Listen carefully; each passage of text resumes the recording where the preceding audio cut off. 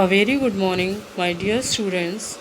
Today I am going to start new chapter of Science 2, Standard 10th, that is chapter number 6, Animal Classification.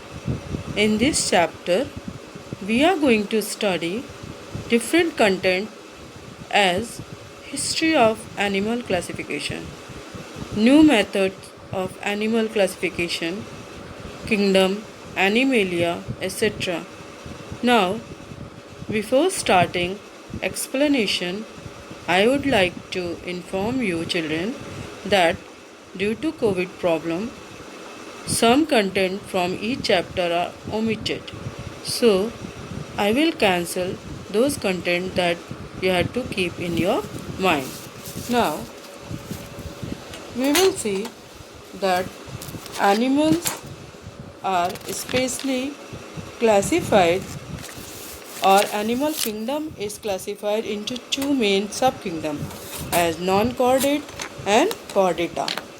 Now, non-chordates are further divided into 10 phylum, but it is very difficult to learn these 10 phylum in order. Therefore, I would like to suggest you a trick how to learn this 10 phylum in proper order. For that, you have to write a sentence. What I am telling, you have to write pretty, powerful, cat, placed, an apple, around, mouse, which, accord, hard.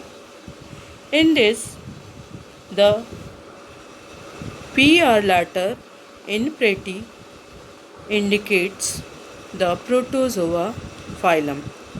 Same way, PO indicates Porifera, C in cat indicates Nigeria, PL in placed indicate Platyhelminthes, A indicates Escalmenthes.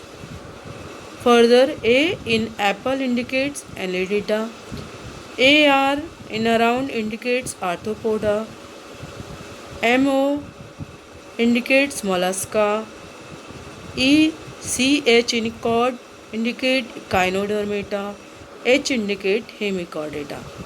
Now, we will see that kingdom chordate is having only one phylum, that is Chordata, and that also having subphylum, as if we learn from one sentence, that is Euclap vertical, U Urochordata, C Cephalochordata, and V Vertebrata.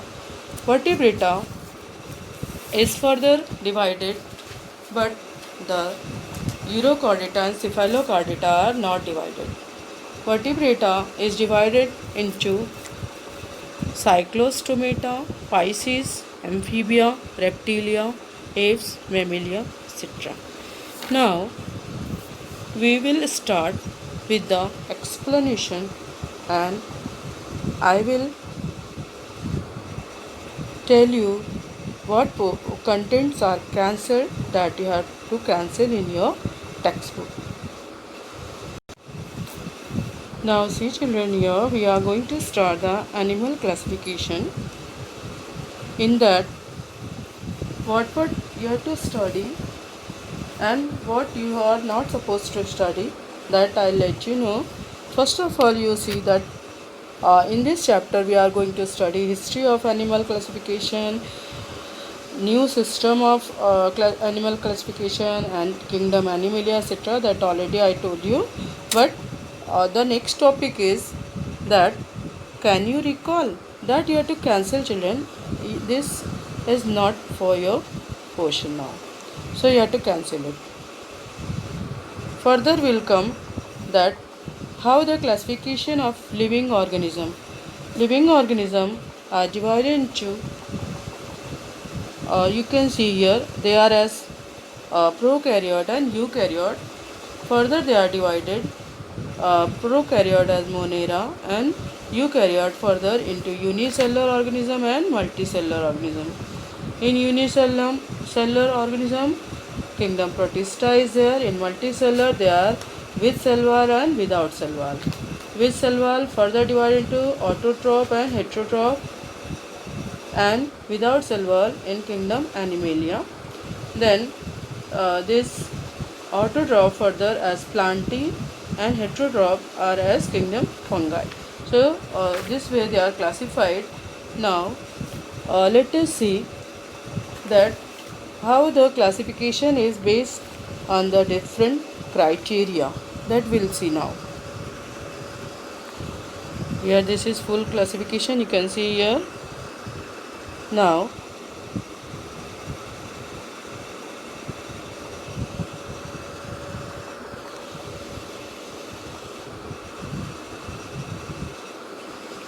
let us see here the classification of the living organism. So we can see that a variety of substance is around, like the different type of the animals are there, a variety of animal, a variety of plant are there, a variety of things are there around us in our atmosphere. So here we can see that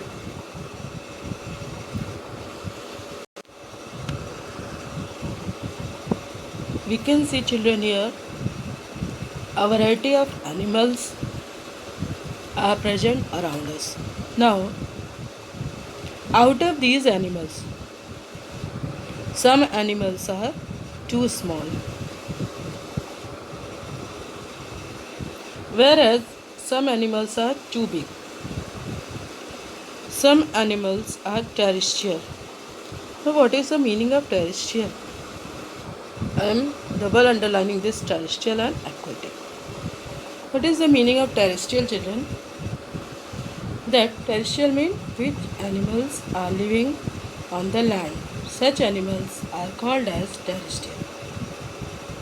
While some animals which are living in water, we are calling them as aquatic.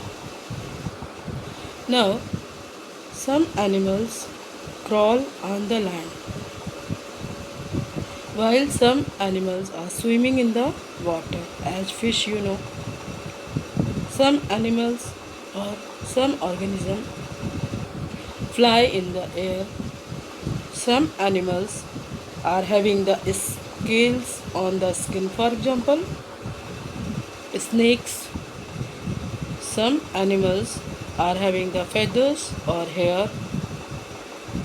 So this way we can see a huge variety is there. There is a huge variety or huge diversity among the animals. Now, according to the recent studies, we can see that a estimated number of the species is nearly 7 millions. That means nearly 7 million species of the animals are present on the earth. So children, can you tell it will be easy to study these all? According to you, what you think, but according to me, it is not easy to study them altogether if 7 millions are there. Therefore, what scientists are doing, that they are divided into groups, subgroups, like that way they are divided. But what is the criteria for this division? The criteria for this division is that they have to see that what similarities are there and what differences are there in their structure, and this way they can see that there is a lot difference and there is a lot similarities in the animal. So what is the criteria, children, that I'll underline for you? First of all, you see that on earth nearly 7 millions species are there. And the second thing, that the animals, the groups and subgroups of animals are formed depending upon the similarities and differences, and this is making easy for them to study the variety of animals. Now, if I'll ask you that what is the criteria, so what you have to tell, that we have to see the similarities as well as the differences in their structure, size, etc. So, for example, like in your class, if you'll see, all the students are there, and that are more or less same age, and they all are having two eyes, two ear, hair, the one nose, everything is similar, but still everybody is having some peculiar characteristic, and due to that peculiar characteristic, you will come to know that this individual student is this individual student is that, and according to name you will come to recognize. So this way we come to know that individual students we recognize with the a little bit special characteristic, that we can say that it is the differences, while the similarities, like all are having two eyes, one nose, two ear, so these all are the two hand, two leg, these all are the similarities. So this way we have to keep in our mind while we are while we are studying about the classification. So same thing was kept in mind by the scientist. Now children, we will see that formation of group and subgroup of animal depending upon the similarities and differences among the animal is called the animal classification. That is given here, children, and that you have to remember. You can see here, children, this point you have to learn, that formation of groups and subgroup of animal depending upon the similarities and differences among animal is called the classification. Now, after that we will see this part, history of animal classification is cancelled for you, okay, as well as the traditional method of animal classification is also cancelled. So let me cancel for you. This part is cancelled. Now again this part is also cancelled. Then this traditional method is also cancelled.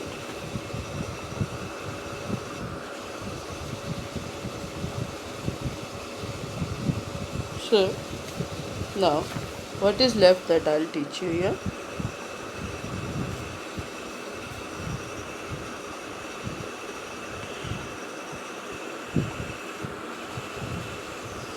We can see here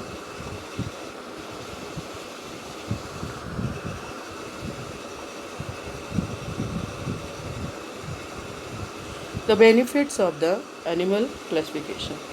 This is the benefits of the animal classification. First is study of animals become convenient. If the scientists have classified the animal, then the study of animals become very convenient. Second point, this is first point. Second point, study of few animals from a group helps to understand about the entire animal group. Mean if we'll study about few animals, then only we come to know about the other animals. Third, it gives an idea about the animal evolution. That means how they were evolved. Then fourth is animal can be easily identified with great accuracy. Then Next is it helps to understand the relationship of animals with the other living organism. That means how they are related to the other organism or how they are dependent on the other organism.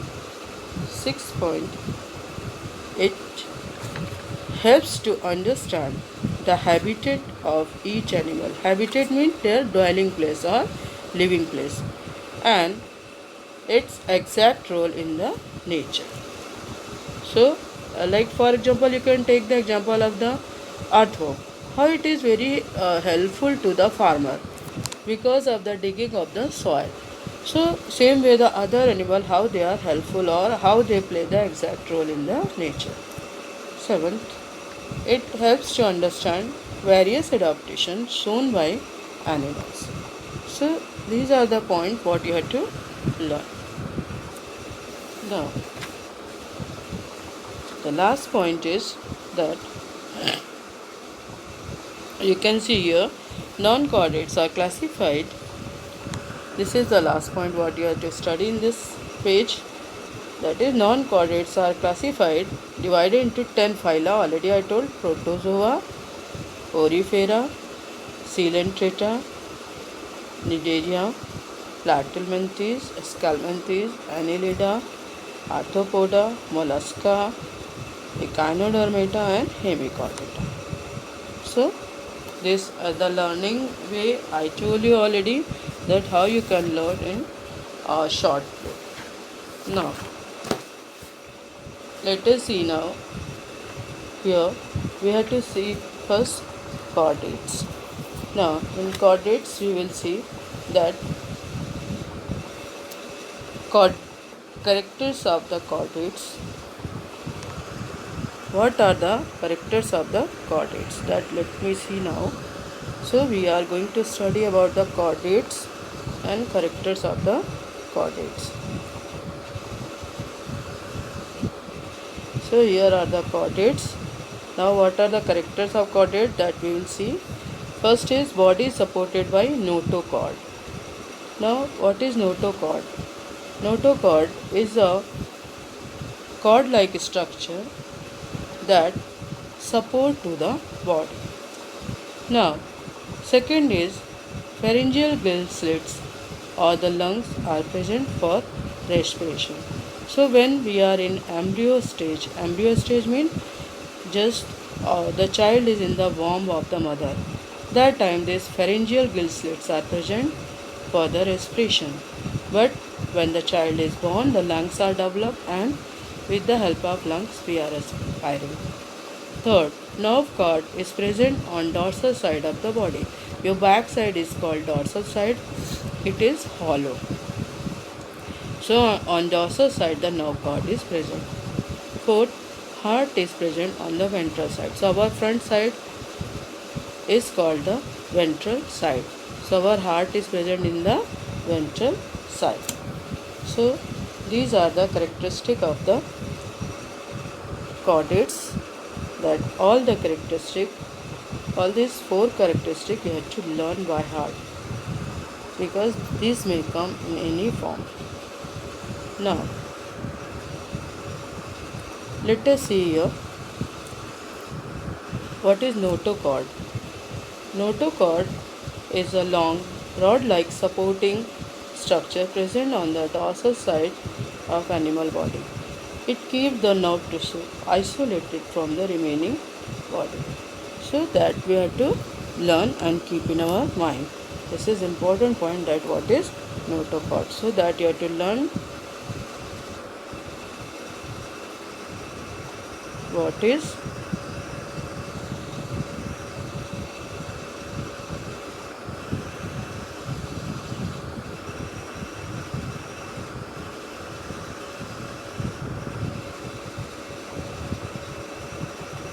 notochord.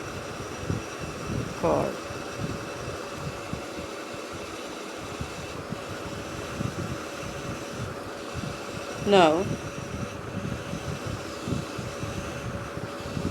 so we will see now the next characteristic of the chordate. So here you can see the structure. In this structure it is shown that how the muscles are there, how the tail fin is there, how the anus is there. What is anus? Anus is the opening of the rectum from which the excreta is removed. How the notochord is there, how the nerve cord is there, it all you can see this. And where is the mouth in embryo stage. So this is an important thing that you have to see. 6.2. So here you can see muscles are there, then gill slits are there, anus already I explained you that opening of the rectum, tail fin is there, then mouth is there, then you can see nerve cord is there, notochord is there, all structure you can see. So this is the characteristic of the chordates. So this you have to learn, children. It is important point. Now here one more topic is there, we will see now.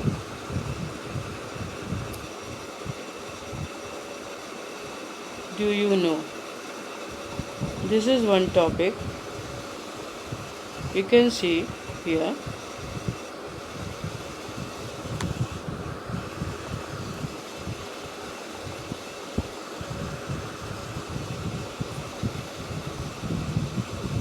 Do you know? So this is the topic, do you know? So here we will see all chordate animals are grouped together in a single phylum, and name of that phylum is same as phylum Chordata. So this point you have to remember, that all chordates animals are grouped together in a single phylum, and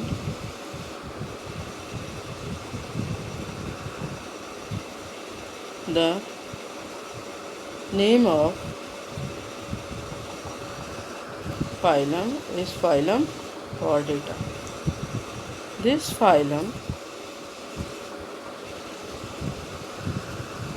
has been divided into how many parts, children? 3 parts, or 3 phylum, 3 subphylum as Urochordata. I already told the trick how to learn. Cephalochordata and Vertebrata. Then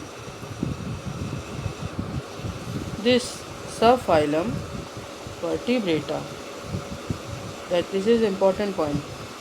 It is further divided into 6 classes.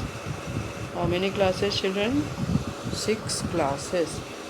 It has been further divided into 6 classes or 6 subphyla.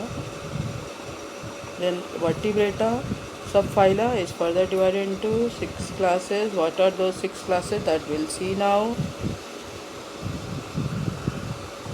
Cyclostomata, Pisces, then Amphibia, class Reptilia, class Apes,